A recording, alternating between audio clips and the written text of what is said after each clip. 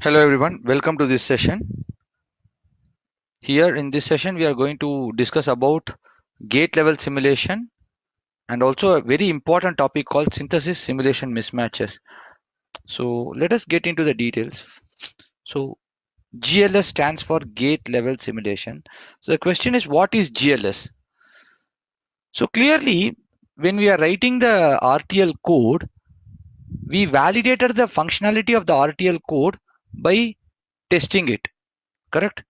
So we gave some stimulus to the RTL design and check the output are as per our spec, whatever is our spec specifications or expectations, whether the output is coming as per our specifications or expectations. That's what we check.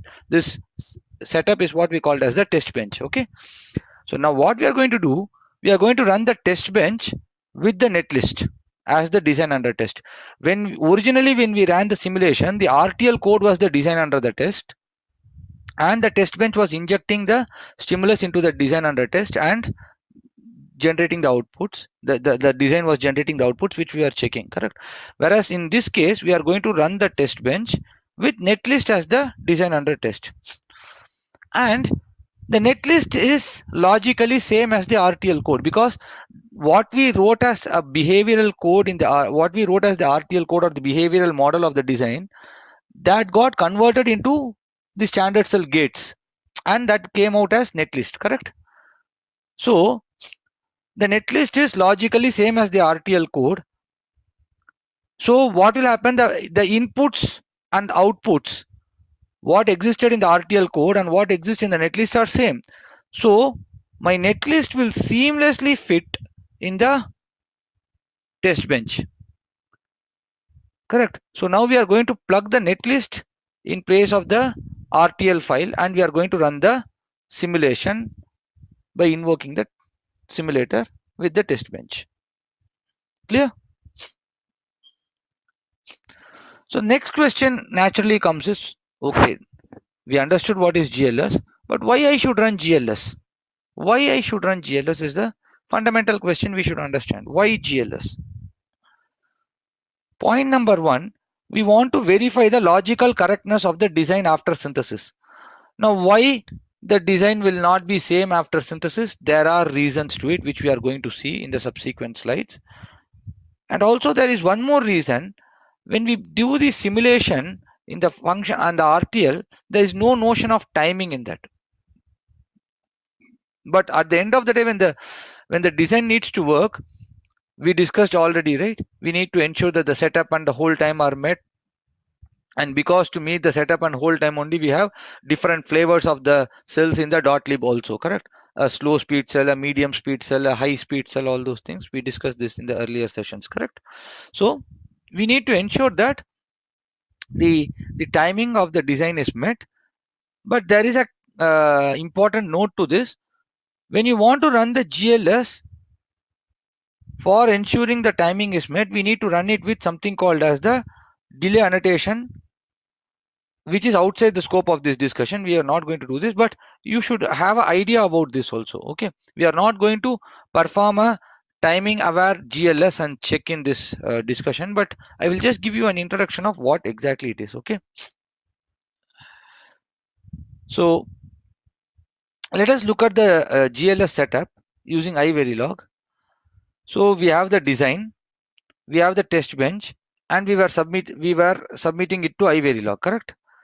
In the traditional flow. Now we are going to, now in your design, the design is not the RTL code now. The design is the netlist, correct? And the netlist is going to have all the standard cells instantiated in it. Now what is the meaning of the standard cells? That we need to tell to iVerilog, right? Like in the previous examples we saw, there is a and2TB, something like that, a cell is there. So what is the meaning of that and2A or and2I, something like that? So what is the meaning of that? And DFXTB, something signal, the DFF D flip-flop was named like this. What is the meaning of that? We need to tell to the tool, otherwise the tool will not know, correct? So we need to read the gate level Verilog models and give that information also to the tool. After that is the same flow. So the iVerilog will dump out a value change dump format, which we will load in GTK wave to observe the the waves. Okay, the flow is same. See, the rest of all the flow is same. If you see here, all these are same. All these are same. The design, test bench, iVerilog, VCD, giving the iVerilog, giving the VCD and loading it in GTK wave and checking, all these are same. The only extra point that is coming is the gate level Verilog models also is coming into picture here.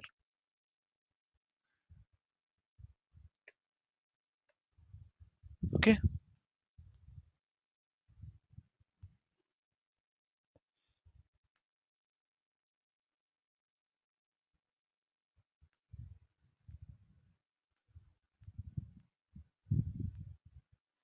So if the gate level models are delay annotated, then we can use for we can use GLS for timing validation.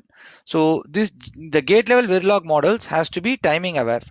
If they are timing aware, we can use it for timing simulation also. But in the current design, whatever we are going to use, the GLS models are not timing aware. They are very basic GLS models, gate level models, and we will be seeing the functionality in the netlist also. Okay. Now, is there a need to validate the functionality on the netlist? Definitely yes. We will understand the reason for it.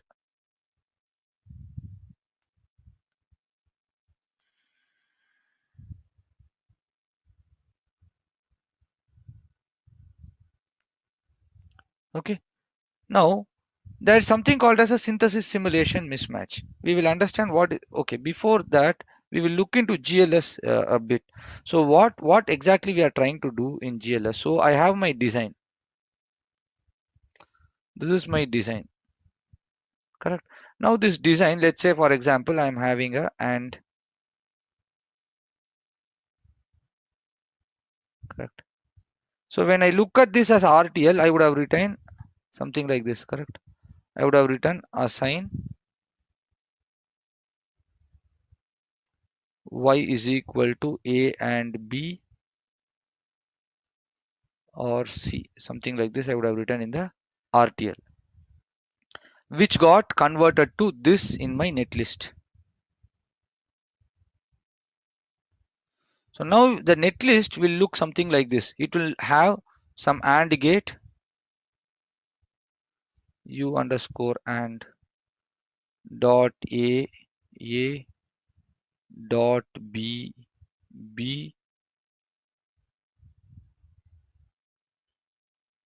dot y I0. Let me say this node is this net, I'm calling it as I0. Then it will have a OR space u underscore OR dot ai0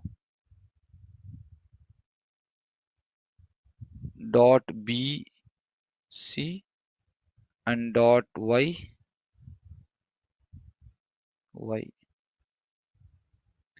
Correct. This is how the netlist will look like. Correct. Now I don't know what is the meaning of this and I don't know what is the meaning of this or. Correct. See, a cell named and need not be AND gate, right? Correct. I can call the cell as a and do whatever it may. So we need to tell what is the meaning of this. What is the meaning of this? Correct. So this information is what is contained in my gate level Verilog models. Now, if the gate level Verilog model can be timing aware or just functional. If it is just functional, I can validate the functionality of my design alone. If it is timing aware, I can validate functionality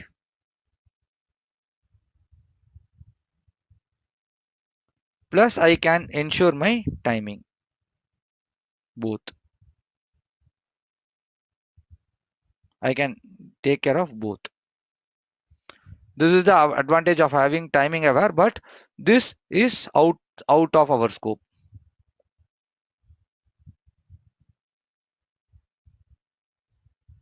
We will be discussing on the functional portion of it. Now, naturally, a question may arise, why should I even do a functional validation of my netlist? If my netlist is going to be a true representation of RTL, why I need to even validate the functionality of the netlist? Okay.